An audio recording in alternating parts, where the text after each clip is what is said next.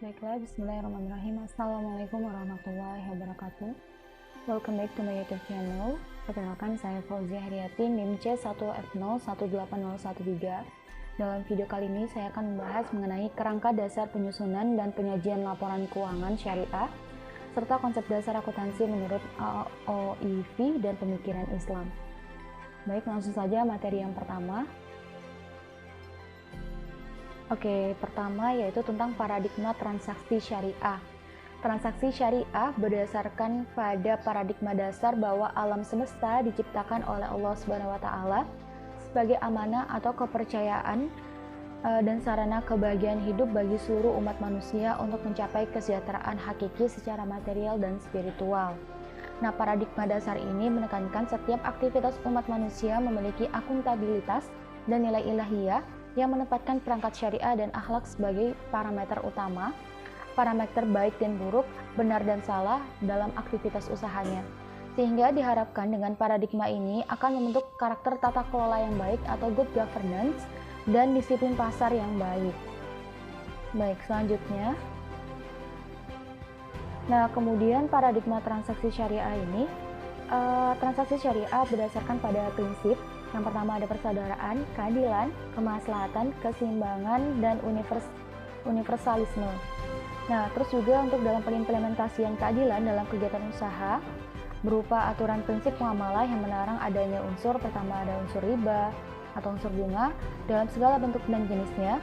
Kedua ada kezaliman, ketiga ada maisir atau judi dan sikap spekulatif. Yang keempat doror atau ketidakjelasan, kelima haram, unsur haram baik dan barang maupun jasa, serta aktivitas operasional yang terkait. Baik, untuk transaksi syariah yang dianggap bermaslahat harus memenuhi secara keseluruhan unsur-unsur yang menjadi tujuan ketetapan syariat atau maqasid syariah, yaitu berupa pemeliharaan terhadap akidah keimanan dan ketakwaan atau din, yang kedua intelektual atau akal, tiga keturunan atau anasel, keempat jiwa dan keselamatan atau anaf, dan kelima harta benda atau almal. Baik, selanjutnya adalah tujuan dan unsur-unsur laporan keuangan dalam akuntansi syariah. Tujuan laporan keuangan dalam akuntansi syariah yaitu menyediakan informasi yang menyangkut posisi keuangan kinerja serta perubahan posisi keuangan suatu perbankan syariah yang bermanfaat bagi sejumlah besar pemakai dalam pengambilan keputusan ekonomi. Di samping itu, tujuan lainnya adalah pertama, meningkatkan kepatuhan terhadap prinsip syariah dalam semua transaksi dan kegiatan usaha. Yang kedua, sebagai informasi kepatuhan perbankan syariah terhadap prinsip syariah, serta informasi aset, kewajiban, pendapatan, dan beban yang tidak sesuai dengan prinsip syariah, apabila ada dan bagaimana peroleh dan penggunaannya.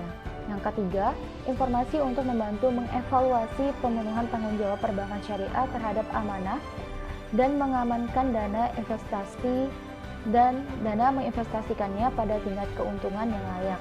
Keempat, sebagai informasi mengenai tingkat keuntungan investasi yang diperoleh, penanaman modal dan pemilik dana syirkah, dan informasi mengenai pemenuhan kewajiban obligasi fungsi sosial perbankan syariah, termasuk pengelolaan dan pengaluran zakat, infak, sedekah, dan wakaf.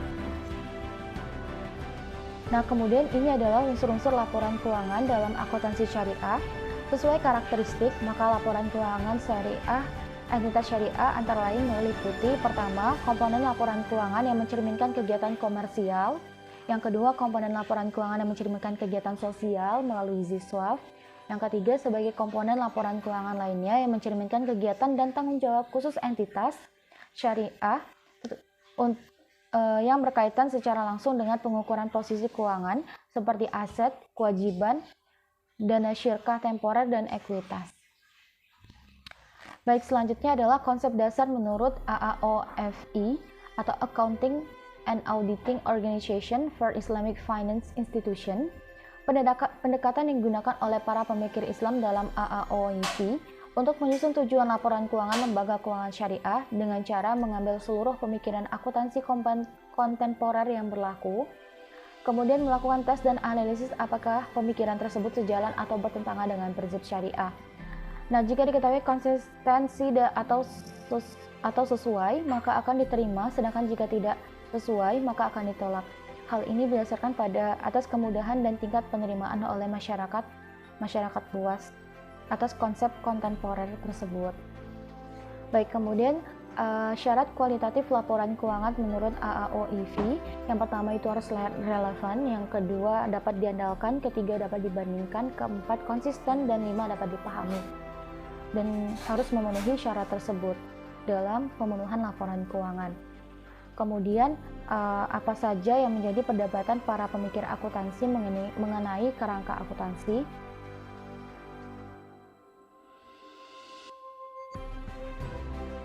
Pertama, dari entitas unit akuntansi.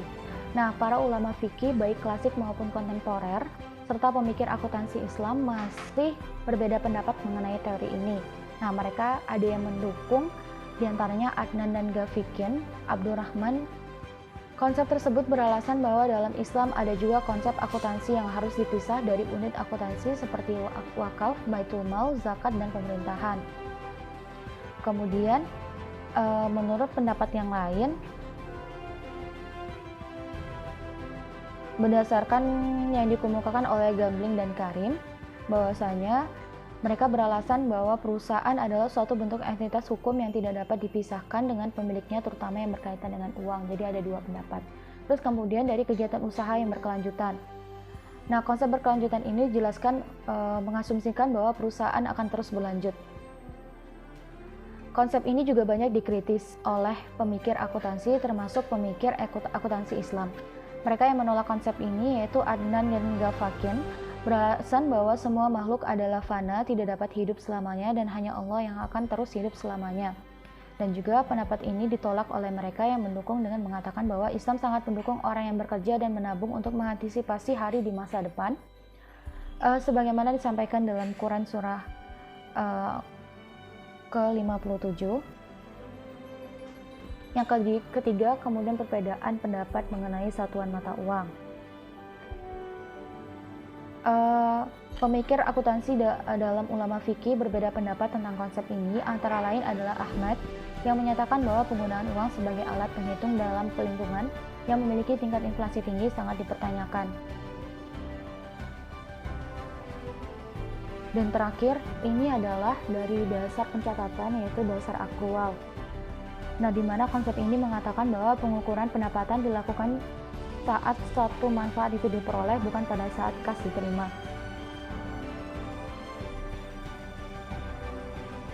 Nah, ada beberapa pemikir akuntansi yang menolak, yang tidak menerima konsep ini, mengatakan bahwa konsep akrual tidak dapat dipakai sebagai cara menghitung zakat. Baiklah, demikian yang dapat saya sampaikan. Lebih dan kurangnya saya mohon maaf. Saya akhiri. Wassalamualaikum warahmatullahi wabarakatuh.